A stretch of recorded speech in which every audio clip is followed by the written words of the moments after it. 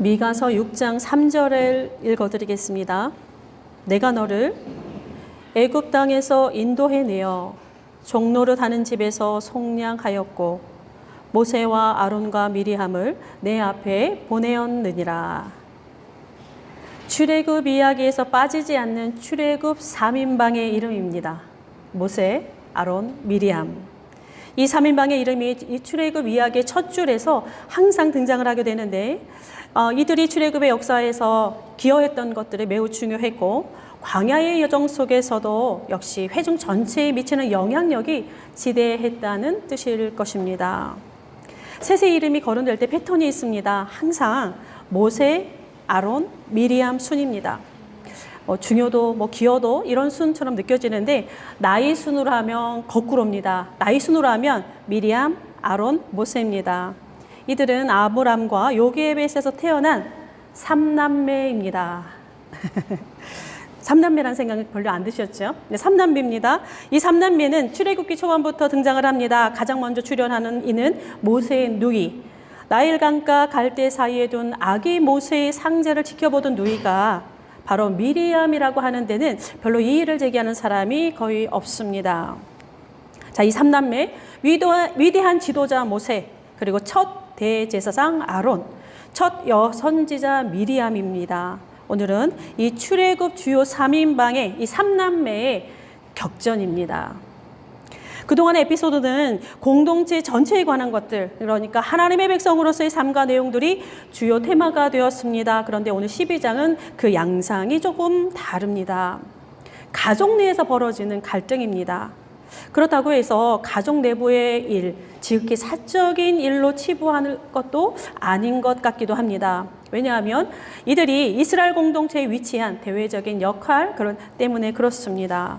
게다가 지극히 사적인 일이었다라고 한다면 굳이 민수기 안에 들어와 당당히 자리 잡을 필요가 없는데 당당히 들어와 있습니다. 여러 가지 경계가 모호한 면들이 많지만 어쨌든 사적이면서도 공적인 면이 동시에 존재하고 있는 그러한 본문입니다. 지난주 우리 11장을 보았습니다. 백성들의 요구가 증가하면서 모세의 지도력이 위기를 맞았었습니다. 이를 계기로 모세 한 사람에게 집중되었던 지도력이 70명으로 분산되었습니다. 그 안에는 지도자로서의 모세의 고뇌를 통해 민수기는 우리에게 지도자란 무엇이냐, 지도력의 범위는 어디까지인가 라고 하는 여러 가지 일들, 지도력에 관한 것들에 대해서 질문을 던져주었는데 오늘은 이 세 사람 간의 역동 속에서 또 어떤 질문을 포착해야 하는지 우리가 그 길을 떠나보겠습니다. 간략한 내용은 이렇습니다. 모세가 결혼을 합니다. 미리암과 아론이 비방합니다. 이어지는 문제 제기는 모세의 지도력에 대한 그 권위에 대한 이야기입니다. 형과 누나가 한 편이 되고 그 다음 동생이 홀로 있습니다. 2대1 싸움입니다. 결혼 문제가 지도력의 권위 문제와 무슨 상관이 있을까라는 생각이 들면서도 어쨌든 이 일에 하나님이 직접 개입하시는 모습이 드러납니다. 또한 이 하나님이 직접 개입하시는 모습을 민수기 저자는 모세의 오경 안에 넣었다라고 한 사실, 이거는 우리가 주의 깊게 볼 필요가 있습니다. 그래서 판정승은 모세, 그렇죠? 판정패를 당하는 사람은 미리암과 아론입니다. 그러나 여기서 끝나질 않습니다. 이에 대한 대가를 미리암이 혹독하게 치르게 됩니다. 조금 더 가까이 가보겠습니다. 모세가 새 장가를 가는데 신부가 구스 여인입니다. 이 여인에 대해서는 좀 의견이 학자들 간에 분분합니다. 그러니까 십보라와 같은 여인이다 라고 하는 이 주류가 있고, 아니다, 전혀 다른 사람이다, 두 번째 결혼이다 라고 하는 견해가 두 가지가 있습니다. 저는 그냥 정황상 후자가 조금 더 설득력이 있습니다. 왜냐하면 결혼의 시기가 현격하게 차이가 납니다. 십보라는 출애굽 전입니다. 구스 여인은 출애굽 이후 광야 시절에서 일어난 일입니다. 또한 구스는 에티오피아를 뜻합니다. 구스라고 하는 말이 십보라는 미디안의 딸입니다. 물론 이제 이 부분은 사실 내용의 핵심은 아닙니다. 크게 중요하지는 않습니다. 또 십보라가 죽은 뒤였는지 아니면 십보라가 있는데도 결혼했는지 이야기에 대한 이야기도 없습니다. 아무튼 모세는 두 번째 결혼 이야기가 나오고 이 때문에 형과 누나의 비방을 받습니다. 혹자는 모세가 이방 여인과 결혼했기 때문에, 그러니까 율법을 어겼기 때문에 그렇게 비방을 당했다 해석하기도 하는데, 미디안이든 에티오피아이든 둘 다 이스라엘 여인은 아닙니다. 자, 어쨌든 간에 미리암과 아론이 비방을 합니다. 비방했다. 우리 개역개정은 그렇게 기록하고 있습니다. 그런데 이 비방이 모세의 면전에다가 대고 한 것은 아닐 수도 있습니다. 왜냐하면 히브리 원문은 여러 다양하게 해석이 되는데 히브리 원문은 대놓고 얘기한 것처럼도 느껴질 수 있지만 또 반면에 모세가 없는 곳에서 다른 사람들과 이야기하는, 그러니까 소위 우리가 말하는 뒷담화의 가능성도 농후한 그러한 단어이기 때문에 그렇습니다. 뒷담화의 성격상 어떻습니까? 표면적으로 제시하는 것은 명분이요. 실제는 그동안 품어왔던, 그러니까 평소에 차곡차곡 쌓아두었던 그런 생각들이 나타나기 십상입니다. 뭐 기승전결 이런 뒷담화의 패턴은 거의 같습니다. 그러니까 구스 여인과의 결혼에 대한 것은 명분이요. 막강한 유일한 모세의 지도력에 대한 이 형과 누나의 질투 냄새가 매우 강하게 올라오는 것이 이 부분입니다. 2절을 보면 만이라고 하는 어투가 나옵니다. 모세와만 했느냐 하나님이. 이 만이라고 하는 이 여기에 쓰인 부사 형태는 수사 의문문에서 강한 의구심을 표현하는 강조 부사가 사용되었습니다. 그러니까 모세가 홀로 여호와와 백성들 그 사이에서 중보적 위치를 독차지하고 있는 것에 대한, 그러니까 모세만 독차지하고 있는 것에 대한 강한 불만이 이 단어에 표출되어 있습니다. 문제는 이들의 한마디 한마디가 왜곡된 여론을 형성할 수 있는 그러한 분위기가 형성되었습니다. 제가 뒷담화라고 했잖아요. 그러니까 모세가 없는 곳에서 하게 되면 왜곡된 여론을 형성하게 되는데, 아론과 미리암이 누구입니까?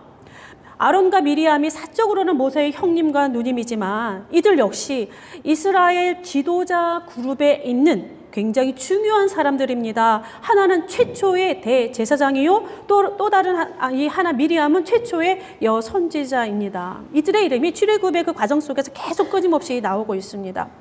이들 역시 굉장한 영향력을 행사하는 사람들입니다. 비록 모세만큼은 아닙니다. 그러나 어쨌든 간에 이들의 이름이 자주 거론된다라고 하는 것은 이스라엘 공동체 내에서 이들의 영향력을 무시할 수 없다라는 사실입니다. 모세의 오른팔, 왼팔이라고 해도 과언은 아닙니다. 그러니까 이런 이들이 지금 모세의 권위를 흔드는 것, 이러한 일은 사소한 일이 아니게 됩니다. 왜냐하면 이 최종적으로 어디를 향하느냐, 그들이 의도하든 의도치 않았든지 간에 이들이 겨누는 이 칼날의 끝은 모세가 전하는 하나님의 말씀에 대한 도전이 될 수가 있고 그 우위성을 균열시키는 반역의 행위가 될 수 있기 때문에 그렇습니다.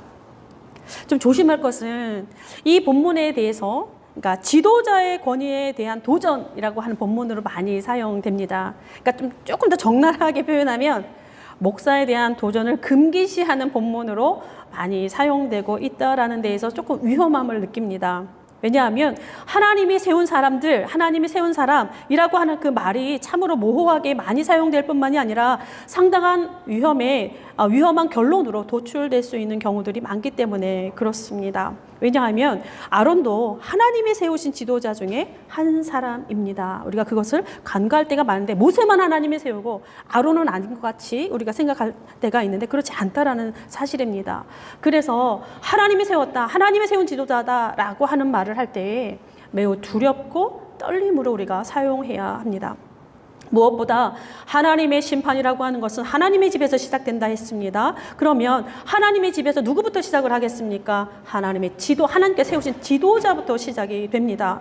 특히 이 하나님이 택하여 세우신 지도자들의 경우는 더 엄격한 하나님의 잣대로 심판받는다라는 것을 알아야 할 것입니다. 성경의 모든 지도자들이 그랬습니다. 그 누구도 예외는 없습니다. 특히 모세도 심판을 받게 됩니다. 가나안에 들어가지 못했습니다.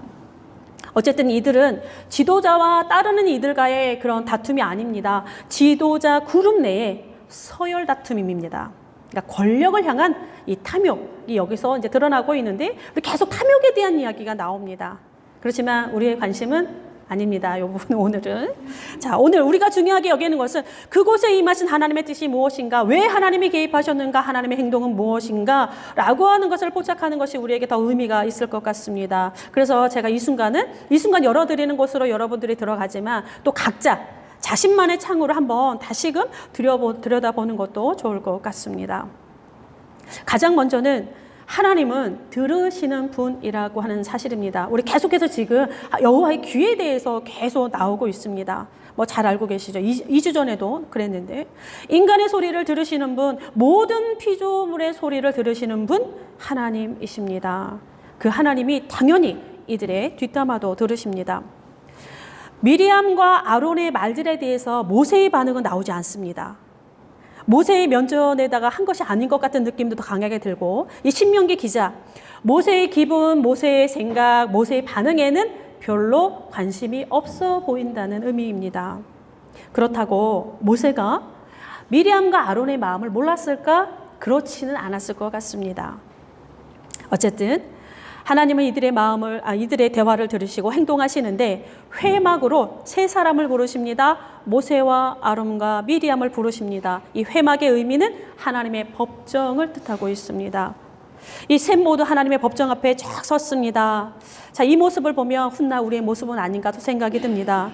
모든 인간의 재판관은 오직 하나님이시요, 좋든 싫든 우리 모두는 각자 자신의 삶의 보따리를 가지고 하나님 앞에 서야 하는 날이 반드시 올 것입니다. 오늘 재판관이신 하나님께서 오늘의 법정에서는 재판관이신과 동시에 변호사로서 모세의 편을 들고 있습니다. 좀 공정하지 않은 것 같습니다. 재판관이 변호사 역할까지 하는, 재판관이신 하나님께서 모세의 편을 드시면, 모세를 변호하시면 어떻게 되겠습니까? 게임은 끝난 거죠. 미리암의 대가를 치릅니다. 모세의 권위를 흔든 것이, 근데 여기서 보면 미리암만 이제 심판을 받게 되는데, 모세의 권위를 흔든 것이 아론과 미리암 두 사람이고, 대사회적으로 봤을 때, 그러니까 모세에 대적하여 견줄 만한 자가 대제사장직을 수행하고 있는 아론일 것 같은데 왜 미리암만 대가를 치를까라고 하는 의문도 듭니다. 어떻습니까? 오늘 그 이름이 나열되는 순서 속에서 약간 우리가 그 행간 속에서 추측하게 되는 것이 있습니다. 뭐냐면 주동자가 미리암이었을 것이다 하는 것입니다. 왜냐하면 제가 서두에 출애굽 3인방이 나열되는 순서가 항상 모세, 아론, 미리암이라고 말씀드렸습니다. 지금 4절에서 하나님의 법정으로 이 세 사람을 부를 때도 똑같은 순입니다. 우리가 계속 성경을 읽어보십시오. 계속 이 패턴으로 나옵니다. 그런데 1절만 다릅니다. 미리암과 아론. 미리암이 맨 앞에 나와 있어요. 그동안의 패턴을 깨뜨리는데 그건 뭐냐. 미리암이 제일 먼저 나왔다라고 하는 것은 이번 사건에 있어서 적어도 매우 핵심적인 그 무언가가 책임이 미리암에게 있었다라고 하는 것을 반증할 것이다. 우리는 그렇게 추측을 합니다. 그래서 이제 미리암만 이제 심판을 받게 되는데 여기서 건져 올리는 질문 하나가 있습니다. 모세가 과연 어떠한 사람이기에 하나님이 변호하시는가라는 점입니다. 공의로우신 하나님이 법정에서 재판관 노릇도 하시고 변호사 노릇도 하십니다. 왜? 라고 하는 질문을 던져봅니다. 단순히 당신이 세운 하나님의 사람이어서가 아닙니다. 서두에 말씀드렸습니다. 아론도 하나님이 세우신 사람이요, 미리암도 마찬가지입니다. 왜 하나님이 모세를 두둔하시는가? 왜 모세의 편을 드시는가? 라고 하는 점입니다. 모세에 대한 평가는 두 가지입니다. 하나는 민수기의 평가요, 또 하나는 민수기에 나타난 하나님의 평가입니다. 3절에 민수기의 평가, 이게 민수기 기자의 평가입니다. 이 사람 모세는 온유함이 지면의 모든 사람보다 더하더라. 이 온유함, 민수기 평가, 그러니까 민수기 기자의 평가입니다. 온유함, 그가 온유하였다 합니다. 이 온유함이라고 하는 것은 윤약한 이미지에 그저 모든 사람에게 친절을 베푸는 그런 성품이 아닙니다. 성경에서 말하는 온유함이란 겸손이라는 말로도 해석이 되는데 그 단어의 근원 동사를 보면 굉장히 생경합니다. 괴롭히다라고 한 뜻입니다. 압박하다. 예. 주요 의미가 뭐냐? 억지로 무엇을 시키다, 뭐뭐에게 고통을 가하다라고 하는 것이 온유함이라고 하는 단어의 주요 의미를 갖고 있습니다. 히브리인들이 생각하는 온유함이라고 하는 것은, 온유함과 겸손은 고난의 열매를 뜻합니다.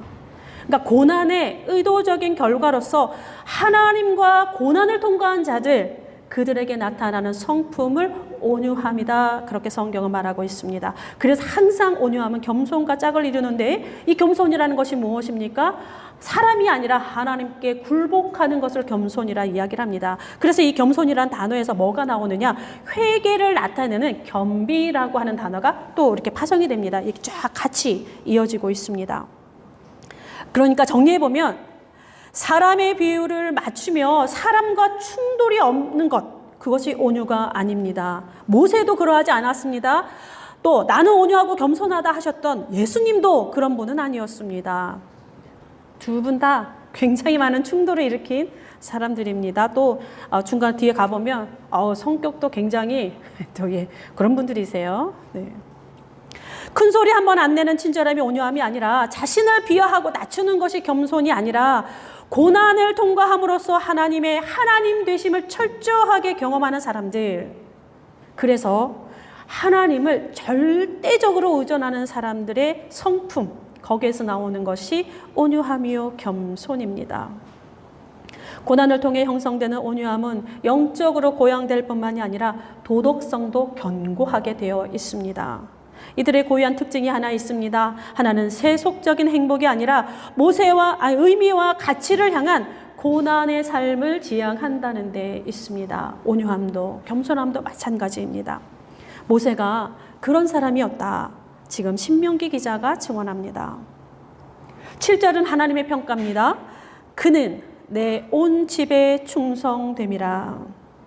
충성되다라고 하는 이 단어, 지속하다, 팔로 지탱하다라고 하는 뜻입니다. 여기에서 성실하다, 견고하다라고 하는 의미로 확장되어서 충성됨이라고 하는 단어까지 이르게 되는데, 여기서 성실함과 견고함이라는 것은 어떤 거냐면 어린아이를 떠받치고 이렇게 안고 있는 부모의 강한 팔을 비유하고 있습니다. 어떤 확실성, 믿음을 정의하는 데 매우 중요한 개념입니다. 어린아이를 안고 있는 부모가 자신의 아이를 떨어뜨리겠습니까? 아닙니다. 그죠? 자신은 넘어지고 다쳐도 아이를 지키려는 것이 바로 부모의 팔입니다. 그것이 바로 지금 충성됨이라고 한 단어와 연결되어 있습니다. 여기에서 파생되는 명사가 우리가 잘 아는 것이 있습니다. 참으로, 진실로라고 한 뜻의 아멘 이라는 거 여기서 나옵니다. 충성되다에서 아멘, 요게 나옵니다. 단어가 같이 이어집니다. 이 모세의 충성됨, 바로 본문의 아래에 나오고 있습니다. 미리암의 살이 썩어 들어가고 있습니다. 하나님의 심판으로 인해서 고통당하는 그 자신의 누이를 보면서 아론이 너무나 힘이 듭니다. 그가 회개하며 모세에게 나옵니다. 그리고 모세에게 구합니다. 누이를 살려달라, 그렇게 나옵니다. 모세는 이 말에 하나님께 무릎을 꿇습니다. 모세는 자신을 고통스럽게 하는 사람들, 그들이 받는 그 심판을 당연하다, 혹은 우리가 말하는 쌤통이다, 그런 생각하지 않습니다. 이들의 구원을 위해 간절히 기도하게 됩니다. 바로 이 순간이 모세가 하나님 앞에 충성된 종임을 증명하는 순간이 됩니다. 미리암과 아론이 권위의 서열에 관심을 두고 있었다라고 한다면 모세는 그렇지 않았습니다. 오직 하나님의 백성, 하나님의 마음에 집중하는 그런 사람으로 나오고 있습니다. 여기서 하나님께 간절히 기도하다, 13절에 부르짖다라고 하는 이 단어가 나오는데, 이 히브리어 단어는 울다라는 그런 뜻입니다. 도움을 호소하면서 막 우는 것, 지금 부르짖다 그 단어입니다. 그러니까 애끓는 절규를 지칭하는데 이게 아라비아어로 또 동일합니다. 천둥 소리에 비유되고 있습니다. 히브리 또 다른 사전에서는 날카로운 소리를 지르다 이렇게 표현하기도 합니다. 지금 모세의 기도가 천둥 소리처럼 울며 불며 날카로운 소리를 낼 만큼 간절히 기도하고 있는 모습을 보여주고 있습니다. 공의가 없이 심판을 받을 때, 큰 재앙이 임했을 때 날카롭고 간절하게 애끓는 소리가 나옵니다. 천둥 같은 절규가 나옵니다. 바로 지금 모세의 부르짖음, 자신을 대적했던 누나에 대한, 첫 여선지자에 대한 간절한 기도입니다. 모세가 지도자로 세워진 까닭이 무엇이겠습니까? 하나님의 백성을 인도하기 위함입니다. 모세는 하나님의 백성을 위해 존재하는 그러한 사람입니다. 자신의 죄가 아니라 백성의 죄로 인해서 하나님의 진노가 그 진영에 임할 때에 모세는 두 팔 벌려서 그것을 막았던 사람입니다. 다 버리고 모세만 너를 택하겠다, 너로부터 다시 내가 백성을 이루겠다 하신 그 하나님을 돌이키게 한, 이스라엘이 당신의 백성이 아닙니까? 라고 하면서 울부짖으면서 다시 하나님의 마음을 백성에게로 돌이킨 사람이 바로 모세입니다. 그 하나님의 백성 안에 미리암과 아론이 있음을 모세가 몰랐겠습니까? 압니다. 하나님의 백성을 그들의 죄에서 지켜내는 것, 하나님의 진노 앞에서 하나님의 백성을 하나님의 백성답게 지켜내는 것, 비록 자신을 향해서 날카로운 칼을 드는 자라 할지라도 하나님의 뜻을 구하며 이들을 살려내는 것, 이것이 바로 하나님께 충성된 지도자의 모습입니다. 모세뿐만 아니라 하나님의 세움을 받았다, 그렇게 말하는 모든 지도자들은 이래야 합니다. 하나님이 그걸 보셨습니다. 이러한 모세이니 어찌 하나님이 모세를 변호하지 않을 수 있겠습니까? 모세가 흠이 없는 사람이어서가 아닙니다. 모세가 완벽한 사람이어서가 아닙니다. 하나님을 향한 이러한 충성심, 하나님의 백성을 위한 온유함, 마치 동면의 양면처럼 그의 성품으로 지금 고난을 통해 그에게 나타나는 모습이기 때문에 그렇습니다. 모세의 온유함과 모세의 충성됨, 이는 우리가 사모해야 하는 우리의 영적 품성이기도 합니다. 특히 지도자들에게 혹은 권력자들에게 우리가 무엇인가 힘을 행사할 수 있는 자리에 있다라고 한다면 그들에게 모두 요구되는 하나님의 품성입니다. 나는 온유한 자다, 나는 충성된 자다 말씀하신 예수 그리스도의 부르심이기도 합니다. 하나님 나라를 향한 충성됨과 하나님의 백성을 향한 온유함이 모두 우리의 것이 되었으면 좋겠습니다. 그래서 우리가 서 있는 그 각자의 자리에서 그곳이 어디든지 간에 모세처럼 이런 근사한 영향력의 리더십을 꽃피우며 하나님이 변호하시는 그러한 사람으로, 그런 삶으로 나아갈 수 있기를 바랍니다. 기도하겠습니다. 한희철 목사님의 기도로 기도합니다. 햇빛이 내리쬐면 햇볕을, 비가 내리면 비를, 눈이 내리면 눈을 맞으며 자리를 지키게 하옵소서. 온몸에 금이 가고 퍼런 이끼 멍처럼 돋아나도 몸에 새긴 주님의 글씨 마지막 사랑으로 지켜내게 하옵소서. 폭풍이 지나갈 때 흔들리지 않게 하시고 외발로 선 시간 막막하지 않게 하옵소서. 바라보는 이 많지 않아도 좋습니다. 내 모습 초라해도 괜찮습니다. 갈림길의 끝, 끝내 가리킬 곳, 가리키는 낡은 표지판이게 하옵소서. 주님을 사랑함이 아니라 주의 길을 따르는 백성이게 하옵시고, 사람을 향한 온유함이, 하나님을 향한 충성됨이 우리의 것이 되게 하옵소서. 평화의 왕으로 오신 예수 그리스도의 이름으로 기도드립니다. 아멘.